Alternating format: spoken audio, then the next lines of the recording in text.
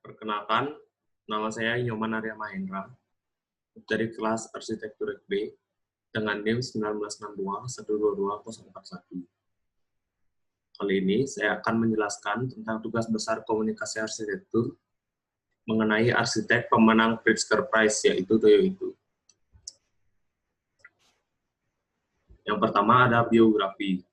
Toyo Ito merupakan arsitek Jepang yang dikenal sebagai penggagas arsitektur konseptual yang berupaya untuk mengekspresikan dunia fisik dan dunia virtual secara bersamaan.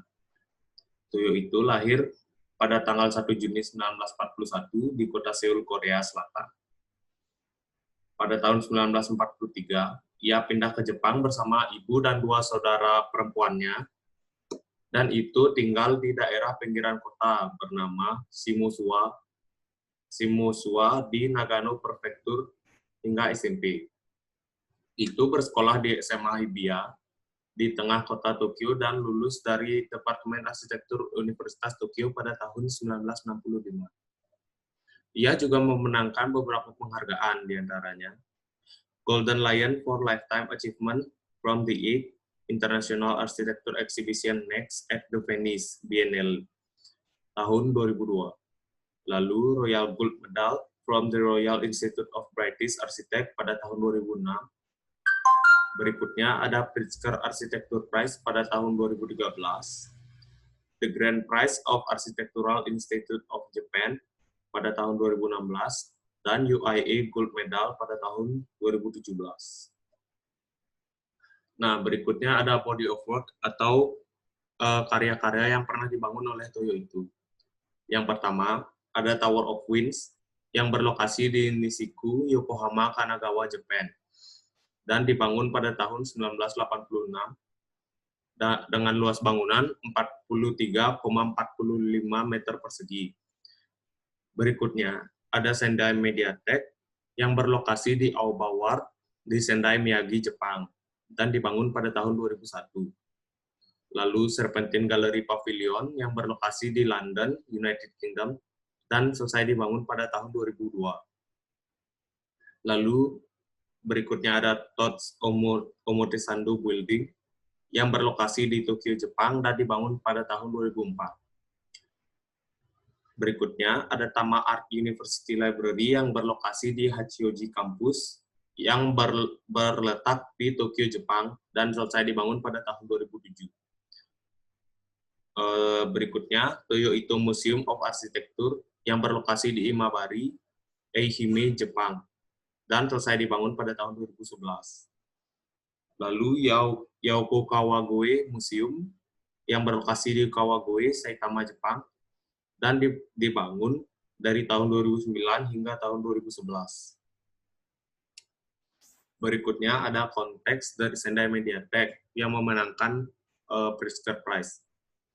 Toyo Ito menyebut bahwa Sendai Mediatek merupakan salah satu poin penting dalam karirnya di dunia arsitektur. Sendai Mediatek merupakan bangunan yang berbeda dari bangunan umum konvensional, dikarenakan bangunan ini pada dasarnya berfungsi sebagai perpustakaan dan galeri seni yang berperan aktif dalam menghilangkan hambatan tetap antara berbagai media untuk secara progresif membangkitkan citra tentang bagaimana fasilitas budaya seharusnya. Hal ini ia jelaskan dalam buku Paidon. Berikutnya ada latar belakang berdirinya Sendai Mediatek.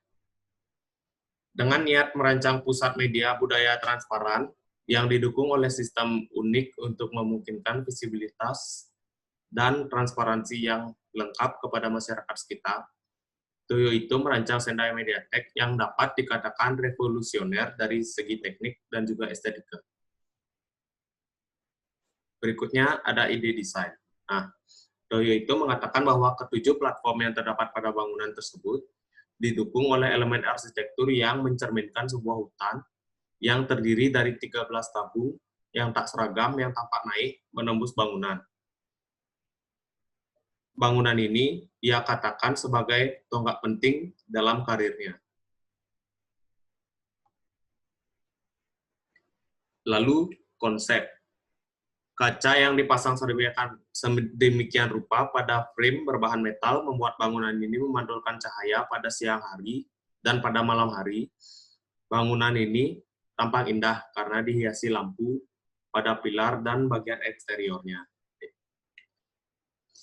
Konsep pada bangunan ini menggunakan bahan kaca dan metal, sehingga terlihat lebih seperti bangunan modern yang memiliki konsep yang elegan dan memiliki nilai estetika. Lalu eksterior.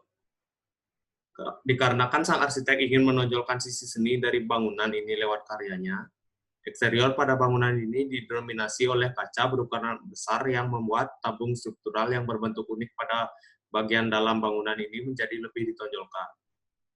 Eksterior yang didominasi dengan kaca ini juga membuat pencahayaan alami dalam bangunan menjadi dimaksimalkan pada siang hari. Tabung struktural yang berbentuk unik yang ditonjolkan ini juga menarik perhatian bagi para pengunjung maupun orang yang lewat. Berikutnya ada interior. Nah, interior pada bangunan ini dibuat dengan menampilkan tabung struktural yang mampu menembus setiap lantai pada bangunan. Dan dipadukan dengan lampu yang membuat para pengunjung merasa rileks pada ruang baca dan ruang komunitas yang mendukung pemutaran film dan acara lainnya. Toyo itu mengatakan bahwa bangunan ini didesain dengan tujuan menopang komunitas seni. Berikutnya ada landscape. Bangunan ini memiliki seluas 2.933,12 meter persegi dan dibangun di atas site yang berukuran 3.948,72 meter persegi. Bangunan ini memiliki 8 lantai dan 2 basement. Bangunan ini memiliki pohon besar di depan bangunan yang memperindah bangunan ini. Berikutnya adalah faktor yang membuat Toyo itu memenangkan Pritzker Prize.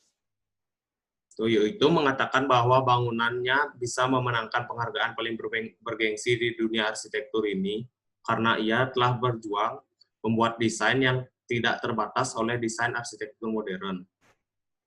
Ia mendesain Sendai Mediatek dengan membuat ruang dalam ruang, yaitu tabung struktural, yang merupakan vokal poin dari bangunan ini, di mana dengan adanya tabung struktural maka lebih memungkinkan untuk menciptakan kualitas interior yang bagus.